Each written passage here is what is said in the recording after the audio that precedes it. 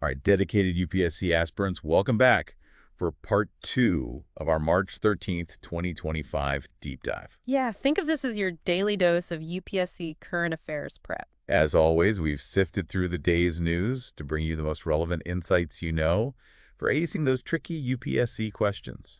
And today we're tackling everything from AI in healthcare Oh, yeah. to India's intellectual property landscape, All right. multilingual education, and even a bit of space tech. Sounds like we've got a packed show. It is. We're going to be busy.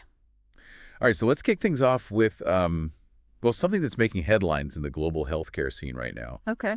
The World Health Organization, or WHO, just designated a new collaborating center Interesting. on AI for health governance at Delft University of Technology. That's pretty cool. Now, we've talked about the potential of AI in healthcare before, predictive model and drug discovery, personalized medicine. Sure. But this move by the WHO Yeah. really highlights how serious they are about making sure these advancements are ethical and benefit everyone. Absolutely. And it's not just about the technological advancements themselves, Right. right?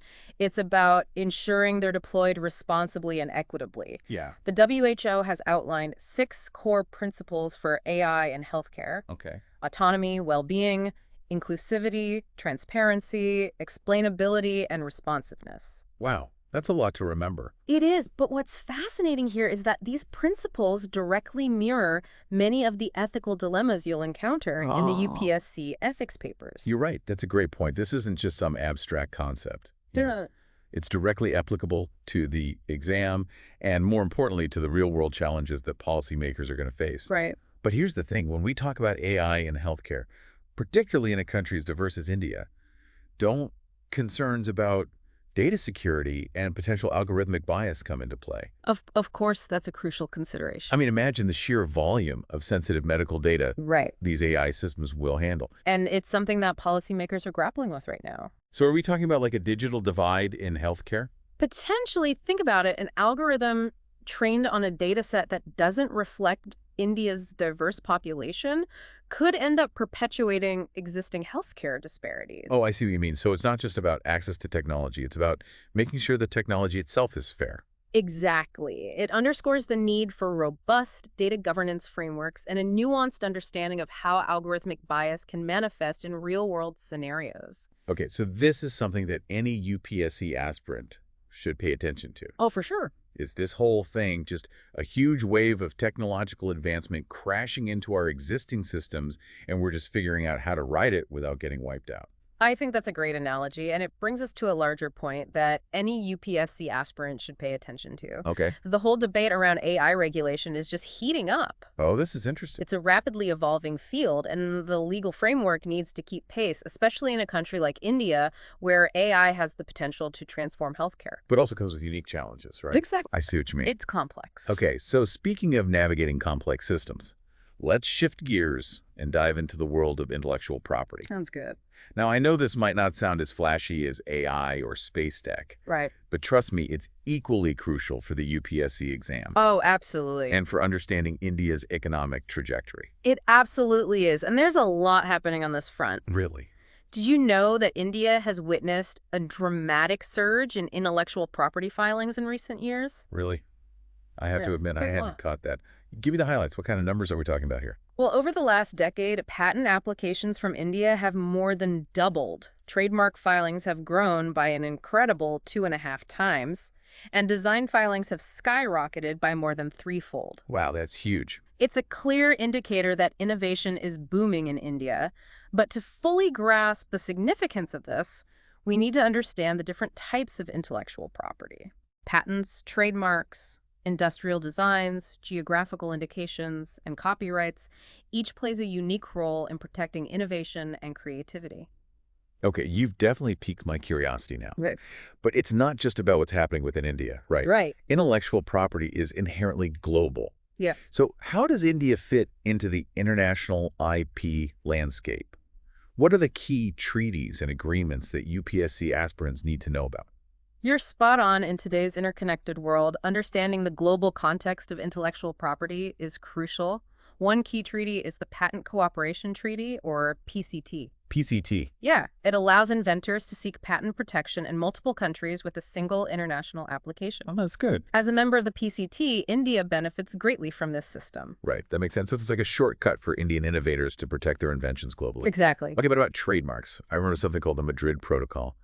Doesn't that deal with trademark registration internationally? Yeah. It does. The Madrid Protocol offers a similar streamlined system for registering and managing trademarks globally. And again, India is a signatory. This demonstrates its commitment to international IP standards. However, there's a curious twist here. Okay, I like a good twist. India, despite its active participation in these agreements, isn't a member of the Hague Agreement, which governs the international registration of industrial designs. Hold on, why is that? It seems odd that India would embrace some international IP agreements, but not others. What's the story there? Well, it's a complex issue with various factors at play, Okay. but it raises important questions about India's approach to design protection. Okay. Is it a strategic decision to foster domestic innovation in the design field, or are there other considerations? This is precisely the kind of nuanced analysis that UPSC examiners love to see. Okay, so we've got this IP boom happening in India. Yeah. Active participation in some key international agreements, but also this interesting exception with the Hague Agreement. It's a lot to keep track of. It all points to a dynamic and evolving landscape. This definitely has a UPSC question written all over it. Indeed, and it goes beyond just the legal and economic aspects. This surge in intellectual property filings also reflects India's aspirations to become a global innovation hub. It's a testament to the ingenuity and entrepreneurial spirit of its people. Now, from the world of patents and trademarks, let's shift gears to something that's close to my heart, the power of language. Did you know that a staggering 40% of the global population doesn't have access to education in a language they understand? That's a lot of people. That's mind-boggling. It's a sobering statistic, and it highlights the barriers many face in accessing quality education. And this issue is particularly relevant to India, which boasts incredible linguistic diversity. In fact, India ranks 4th globally in terms of the number of spoken languages. Wow, 4th globally. I knew India was diverse, but that's impressive with so many languages. Ensuring everyone can learn in a language they understand is crucial. This brings us to the concept of multilingual education, or MLE as it's often called. Have we talked about this before? It feels vaguely familiar. We might have touched upon it briefly, but it's worth revisiting because it's a key theme in education policy and aligns perfectly with UPSC's focus on social development. Okay. UNESCO defines multilingual education as using at least 3 languages in education: the mother tongue, a regional or national language, and an international language. 3 languages. Wow, that sounds ambitious, It is. but also incredibly beneficial, especially in a country like India. Hmm. What are some of the advantages of this approach? Yeah. I'm guessing it goes beyond just making learning easier. You're right. The benefits are multifaceted. Okay. Studies have shown that MLE leads to improved learning outcomes as children grasp concepts more easily in a language they are already familiar with. That makes sense. It also fosters inclusivity as children from diverse linguistic backgrounds feel valued and respected. And importantly, it supports sustainable development by preserving linguistic diversity and promoting intercultural understanding. This makes so much sense. It's not just about education, it's about social inclusion, cultural preservation, and even national identity, it seems like. India's new education policy is on the right track with its emphasis on the 3-language formula, is that right? Absolutely. The new education policy's alignment with MLE is a positive step. It signals a commitment to fostering inclusivity and valuing India's rich linguistic heritage. However, as with any major policy shift, the devil is in the details, and there are challenges inherent in implementing MLE effectively. One major hurdle is resource constraints. I see where you're going with this. We need teachers who are trained to teach in multiple languages. Yeah. And developing high-quality multilingual teaching materials requires significant investment. Exactly. And there's also the potential for policy conflicts, particularly when prioritizing national or international languages over local languages. Finding the right balance, ensuring equitable access to resources, and navigating these complexities are critical for the successful implementation of MLE in India. I'm starting to realize just how multifaceted this issue is. It's not just about teaching in multiple languages. It's about balancing competing interests, allocating resources effectively, and addressing the needs of diverse communities. It's the kind of challenge that policymakers need to grapple with, and it's definitely something that UPSC aspirants should be thinking about. Precisely. It's an issue that goes beyond the classroom. It touches upon cultural preservation, social equity, and even national identity. It's the perfect example of how seemingly disparate topics can intersect in the context of current affairs.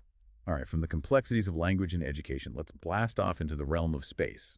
Get this. Airtel and Jio have just announced a partnership with SpaceX to bring Starlink to India. Wow, that's big news.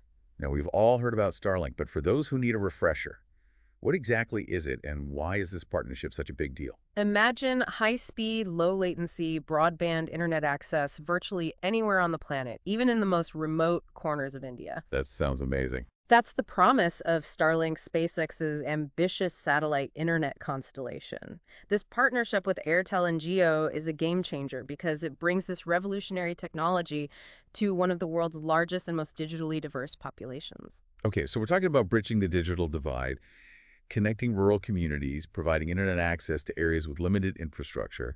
But what about the technical side of things? What makes Starlink different from traditional satellite internet? Oh. I've heard it involves lasers, but that sounds more like something out of a sci-fi movie than a real-world technology. It does sound futuristic, doesn't it? It does. But it's very real, and it's a key part of what makes Starlink so innovative. Instead of relying solely on ground stations, Starlink satellites actually communicate with each other, using lasers, creating a mesh network in space. Wow, okay. This dramatically reduces latency, or the delay in data transmission, and enables much faster internet speeds. It's a technical marvel, and it's something that any tech-savvy UPSC aspirant should have in their back pocket. Wow, lasers in space. That's definitely not something I learned about in school. It's cutting-edge stuff. But thinking about it, the implications go way beyond just faster internet. Right. Think about disaster relief efforts, providing connectivity in remote areas after natural disasters like earthquakes or floods. Didn't Starlink help Tonga after that devastating volcanic eruption? You're right, it did, and that highlights another crucial aspect of this technology, its potential in disaster management and emergency response by providing reliable communication even when terrestrial infrastructure is down. Starlink can be a lifeline in times of crisis. So we've got bridging the digital divide, disaster relief, and who knows what other applications we haven't even thought of yet. But let's be realistic, with any technological advancement, there are always concerns. What are some of the potential downsides of having thousands of these satellites whizzing around in low Earth orbit? That's an important question. One concern is the potential for Starlink to interfere with astronomical observations. The sheer number of satellites in low Earth orbit can disrupt ground-based telescopes, potentially hindering scientific research. And then there's the environmental impact. Deorbiting defunct satellites involves intentionally burning them up in the atmosphere, which raises concerns about atmospheric pollution and its long-term consequences. That makes sense. It's a classic case of weighing the benefits against the risks, faster internet disaster relief, connecting the unconnected. It's all very promising. Yeah. But we can't ignore the potential environmental and scientific impacts. Exactly. And it's important to remember that this is just the beginning. As technology advances, we'll continue to face new challenges and ethical dilemmas. It's our responsibility to engage in these discussions, weigh the pros and cons, and find solutions that benefit humanity while minimizing harm. That's a great point, a perfect note to end on for this segment of our deep dive. We'll be back soon with more news analysis tailored specifically for those gearing up for the UPSC exam, so stay tuned. All right, let's shift gears now and zoom in on a few specific developments that are particularly relevant for the UPSC exam. Buckle up, because we're about to cover a lot of ground. Sounds good to me. My brain is ready for round two. What do we got? Let's kick things off with the Immigration and Foreigners Bill 2025, which is recently introduced in the Lok Sabha. This bill aims to streamline various services related to immigration and foreigners coming in to staying in and leaving India, essentially bringing everything under one comprehensive framework. Streamlining sounds good, especially when it comes to bureaucracy. But what exactly does this new bill change? Is it just about simplifying paperwork, or are there more substantial changes that UPSC aspirants should be aware of? It's definitely about simplification, but it also goes deeper than that. Importantly, this bill repeals 4 older laws, some dating back to the pre-independence era. The Foreigners Act of 1946, the Passport Entry into India Act from 1920, the Registration of Foreigners Act from 1939, and the Immigration Act of 2000. Replacing these outdated laws with a single comprehensive bill is a significant step towards modernizing India's immigration framework. That's a pretty big overhaul. It sounds like the government is trying to strike a balance between making things easier for foreigners while also ensuring national security, which is always a hot topic for the UPSC. Am I on the right track? You are. The bill introduces some stricter provisions as well. For example, it outlines grounds for denying entry or stay to foreigners if they're considered a threat to national security. It also mandates institutions like hospitals and educational institutions to report foreign nationals to immigration authorities. So, yes, it's about streamlining processes, but also about enhancing security measures. Interesting. Definitely something to keep an eye on as this bill progresses. Now, for something completely different, I hear there was a recent diplomatic gesture involving the Overseas Citizen of India card, or OCI card. What's the story there? The Prime Minister recently presented an OCI card to his counterpart from Mauritius. Now, while this might seem like a minor event, it highlights the significance of the OCI scheme for the Indian diaspora and its role in strengthening international relations. Right, the OCI scheme grants certain privileges to people of Indian origin, allowing them to live and work in India more easily. But why Mauritius?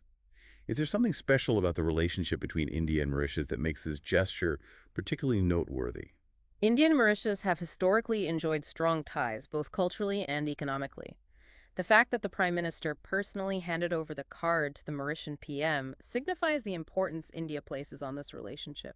It's a subtle but powerful diplomatic move, and it's something that UPSC aspirants should take note of. Okay, I'm seeing how even seemingly small events can have broader geopolitical implications.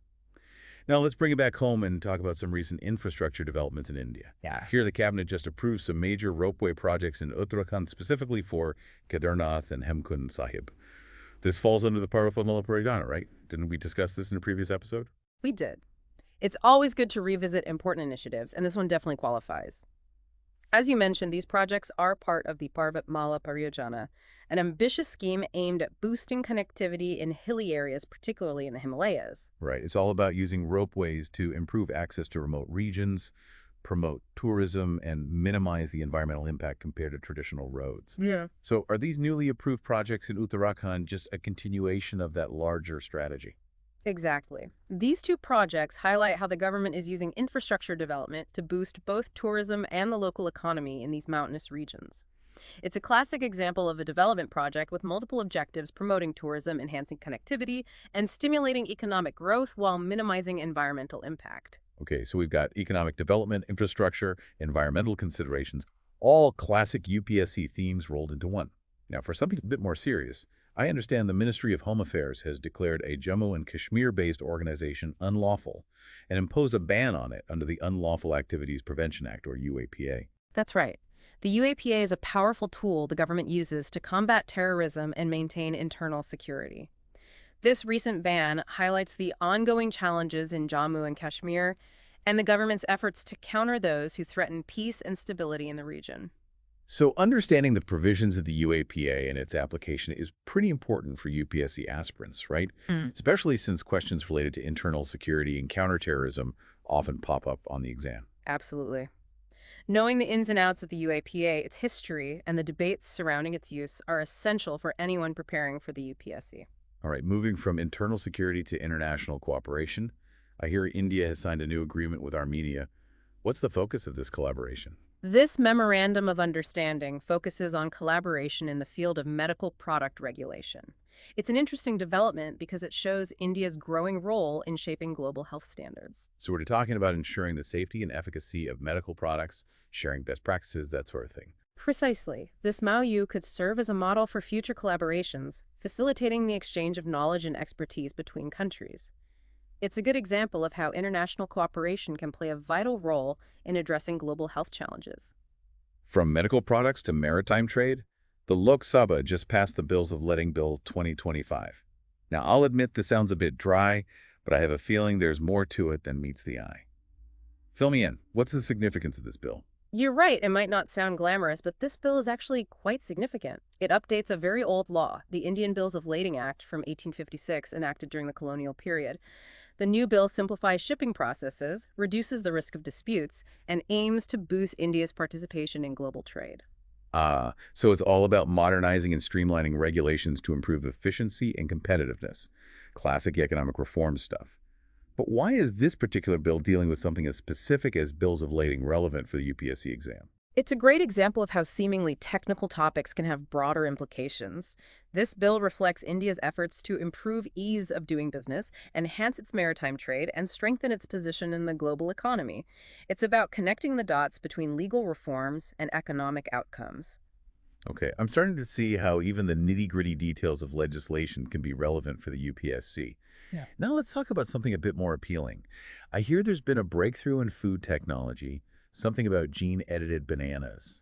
Tell me more, because I'm always up for a good banana, especially if it doesn't bruise so easily. You and everyone else, researchers have developed gene-edited bananas that are less susceptible to browning and bruising during harvesting and transportation. Wait, seriously? That's amazing. Yeah. No more brown, mushy bananas in my fruit basket. But beyond the aesthetic appeal, what are the real-world implications of this development? Is this something the UPSC aspirants should be aware of? It's a seemingly simple solution, but it addresses a major problem in the banana industry: food waste. Bruised and brown bananas are often discarded, leading to economic losses for farmers and retailers. This development could potentially reduce food waste and improve the efficiency of the banana supply chain. It's a perfect example of how biotechnology can be used to address practical challenges in agriculture. Right, it's not just about making prettier bananas. It's about improving sustainability, reducing waste, and potentially benefiting both farmers and consumers. Now, shifting gears from bananas to geopolitics, I hear there's been some news about China deploying a new type of radar near its border with Myanmar. What's the story there? Why should UPSC aspirants care? China has deployed a large phased array radar, or LPAR, in Yunnan province close to the Myanmar border. This has raised concerns because of its potential to enhance China's surveillance capabilities, even extending into Indian territory. Okay, I'm getting a sense that this isn't your average radar system. What exactly is an LPAR, and why is it causing such a stir? LPARs are extremely powerful surveillance tools. Think of it as a giant, highly sensitive radar system capable of tracking multiple targets, including ballistic missiles, with incredible precision. This type of technology is typically found only in the arsenals of countries like the US and Russia. So China's deployment of this radar system in such a strategic location has definitely caught the attention of defense and intelligence analysts. I see why that would be a cause for concern. It's a reminder of the constantly evolving security challenges in the region and the importance of staying informed about technological advancements with military applications. Speaking of staying informed, let's talk about something a bit more positive. What's the latest on India's startup scene? I hear there's been a surge in venture capital funding. You're right, there's good news on that front. Venture capital funding in India soared by 43% in 2024, reaching an impressive $13.7 billion. This signifies a strong vote of confidence from investors in India's economic future and the potential of its dynamic startup ecosystem. That's definitely a positive sign. It shows that India's efforts to promote entrepreneurship and innovation are paying off.